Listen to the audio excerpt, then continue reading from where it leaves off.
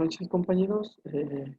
Mi nombre es Jesús de Luna Tapia y estamos exponiendo lo que es nuestro proyecto integrador de la materia de matemáticas para la ingeniería. Esto con el fin de adjuntar todos los conocimientos adquiridos durante la materia.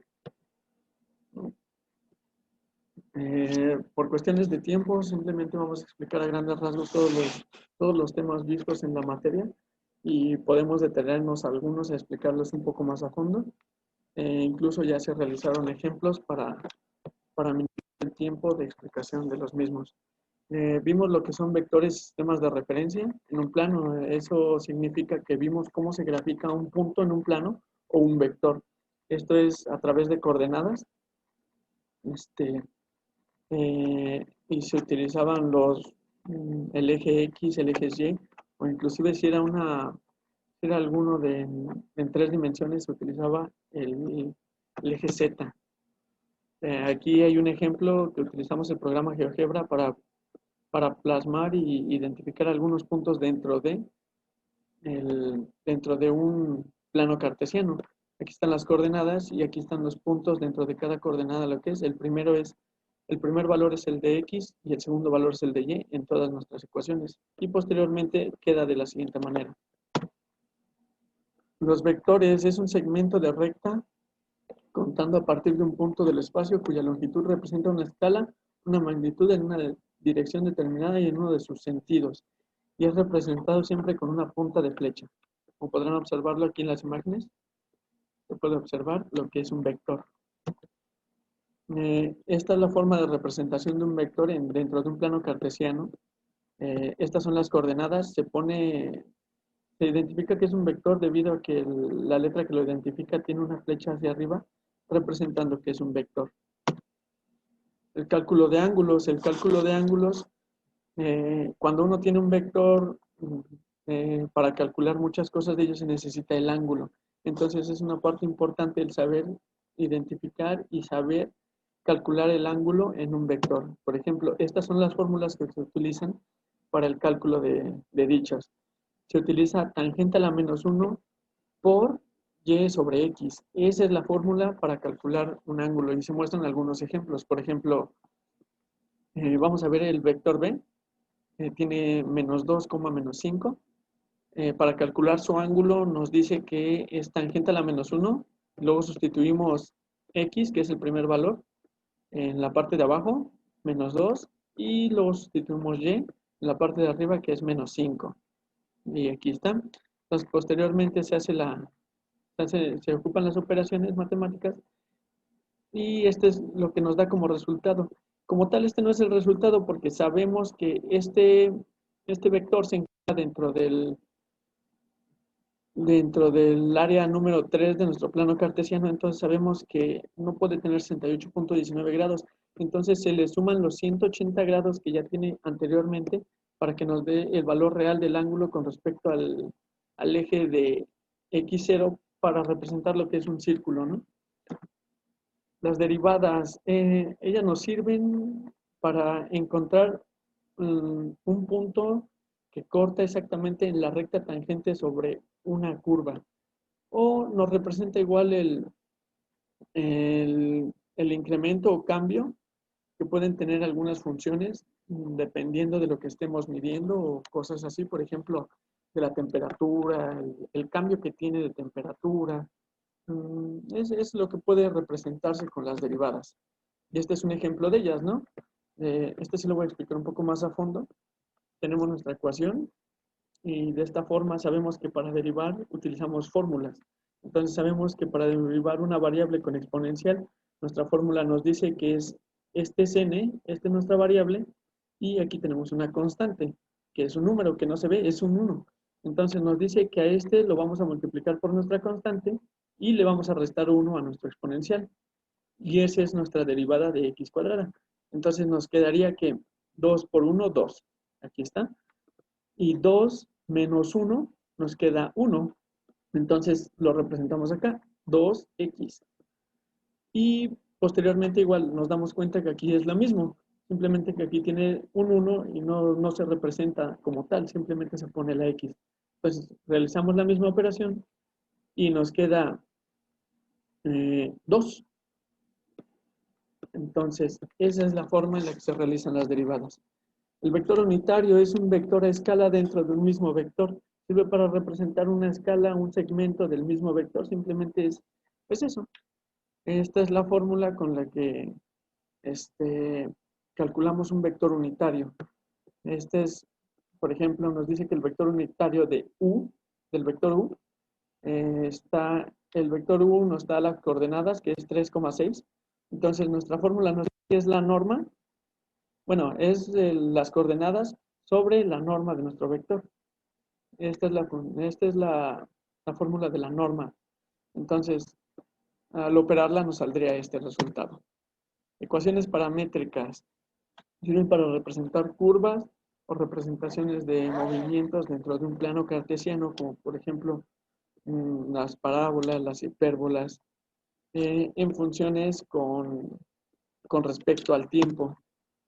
Como les decía, X en función respecto al tiempo y Y en función con respecto al tiempo. Este es un ejemplo de una ecuación de ese tipo. X nos dice que es igual a t cuadrada menos 2t y Y es igual a t más 3. Entonces, para representar esto tendríamos que darle un valor a t y se lo damos de menos 2 a 2. Y eso nos da estos valores al sustituirlos dentro de nuestras dos expresiones, en X y en Y. Y a la hora de graficarlos, esta es la forma en la que nos quedan. Posteriormente vimos lo que son las ecuaciones cartesianas. Es una forma más simplificada. En lugar de hacer todo ese proceso que hicimos de sustituir parámetros de t en las ecuaciones de origen, lo único que hacemos es despejar las variables que tenemos y con esos despejes nos va a dar el mismo resultado. Por ejemplo, lo primero que se hace, tenemos nuestras ecuaciones, se despeja t, que en la segunda ecuación, que es la más sencilla, y posteriormente esta se sustituye en la primera. Si lo notan, es la misma ecuación que nos salió. Y este es el producto que nos da, y el resultado que nos da se le llama ecuación cartesiana. Y graficada nos da lo mismo que en la otra ecuación cuando sustituimos todos los valores de t. La velocidad es una magnitud física que se expresa con relación entre el espacio recorrido por un objeto y el tiempo empleado para ello y su dirección. Es la primera derivada de la función con respecto al tiempo que tengamos, ¿no? Por ejemplo, aquí está un ejemplo de la primera derivada. Estas son las coordenadas que nos daría en la posición de velocidad. La rapidez, la celeridad o la rapidez es la relación entre la distancia recorrida y el tiempo empleado en completarla. A esto se le llama que es la norma de nuestro vector con respecto al tiempo, de nuestra velocidad con respecto al tiempo. Entonces tenemos nuestras coordenadas, se elevan al cuadrado, se suman y se le saca la raíz cuadrada. Como podrán ver en este ejemplo es de 6.4. La aceleración es una magnitud vectorial que nos indica el ritmo de la velocidad por unidad de tiempo. Y también es una derivada que se obtiene de la velocidad. Esto nos quiere decir que es la segunda derivada de nuestra ecuación de origen o la derivada de la velocidad, que si lo recordamos, la velocidad es la derivada de la ecuación de origen. Entonces, por eso se dice que es la segunda derivada. Y en este caso, del que mostramos anteriormente, la segunda derivada sería 6.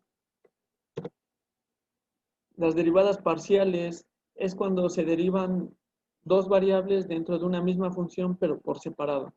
Entonces, cuando derivas por separado, simplemente tomas en cuenta cada una de ellas y las otras las dejas fuera, como lo podrán ver en este ejemplo. Derivada total es la sumatoria de las dos derivadas y de las derivadas parciales y la multiplicación del cambio que han tenido del cambio que han sufrido anteriormente estudiados, ¿no? Por ejemplo, tenemos que esta es nuestra ecuación estas eran nuestras coordenadas de origen y este fue el cambio que recibieron. Las primeras se sacan las derivadas de X, después la derivada de Y, se suman y se sustituyen estos valores dentro de nuestras ecuaciones y a lo cual nos va a dar una derivada final, una derivada total de 1.5.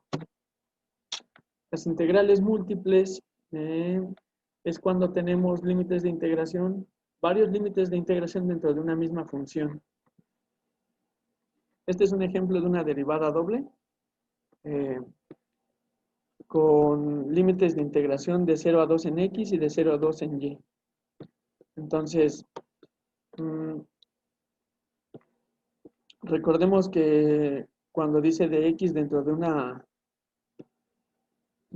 una integral, no es lo mismo que derivar. Esto es un diferencial de X, entonces tiene un proceso diferente.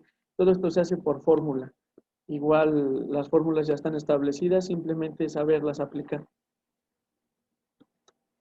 Este es otro ejemplo de una derivada doble,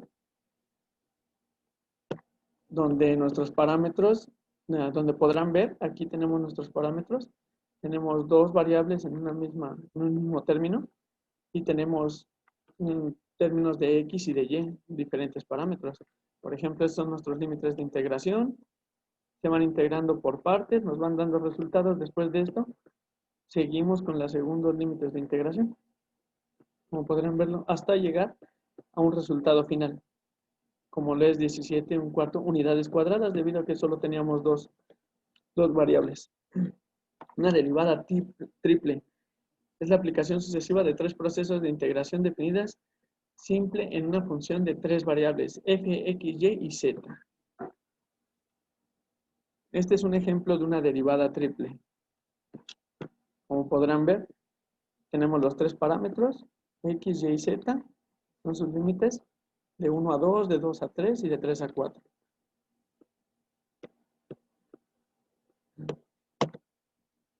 Y posteriormente se van integrando parcialmente cada uno de ellos hasta llegar a un resultado final, como lo es 9 unidades cúbicas, debido a que teníamos tres variables dentro de nuestra función. Eso sería todo, compañeros. Por el momento hemos visto todo lo que vimos en la clase. Se vio muy grandes rasgos debido a que el tiempo es corto para exponer, y esperando les haya gustado la exposición. Muchas gracias.